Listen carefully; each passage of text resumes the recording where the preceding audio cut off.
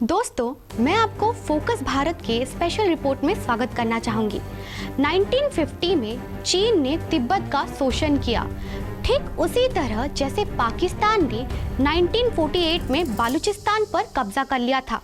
तब भारतीय प्रधानमंत्री ने कलात के राजा या खान मीर अहमद यार खान के भारत में विलय के प्रस्ताव को ठुकरा दिया था। पाक अधिकृत कश्मीर पीओके से लेकर सिंध और बलूचिस्तान ने फिर से पाकिस्तान के खिलाफ बगावत को तेज कर दिया है।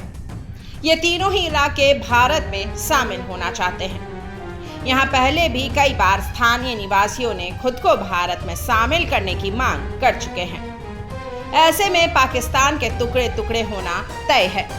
माना जा रहा है कि पाकिस्तान का नक्शा फिर से बदलने का वक्त बिल्कुल नजदीक आ गया है। बलूचिस्तान में बीएलए काफी समय से एक अलग देश की मांग कर रहा है। भारत के लिए ये मुद्दा इसलिए भी जरूरी हो जाता है क्योंकि 2016 के स्वतंत्रता दिवस पर पीएम मोदी ने लाल किले की प्राचीर से अपने भाषण में बलूचिस्तान और गिलगिट के लोगों के प्रति अपनी संवेदना दिखाई थी। ऐसा माना जाता है कि जब भारत की स्वतंत्रता प्राप्ति के वक्त देश के रियायतों का बंटवारा हो रहा था, तब बलूचिस्तान भारत आना चाह रहा था।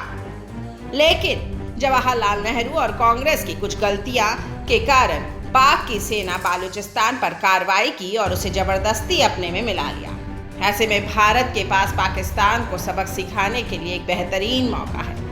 कुछ इसी तरह जब आज से करीब 53 साल पहले बांग्लादेश भी अलग देश बनाने की मांग कर रहा था, तो भारत ने उसका साथ दिया था।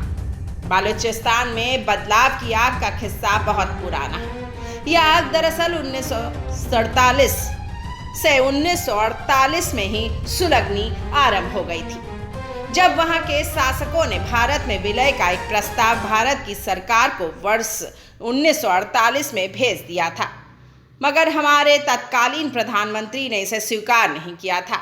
इस तथ्य का खुलासा वीपी मेनन की नवीनतम कृति में विस्तार से दर्ज है।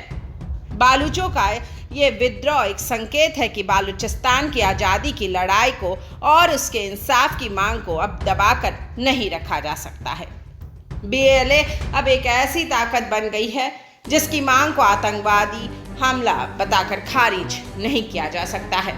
पाकिस्तान ने 1948 में बलूचिस्तान पर जबरदस्ती कब्जा किया और उसके बाद से बलूचिस्तान पाकिस्तान के लिए नासूर बना हुआ है।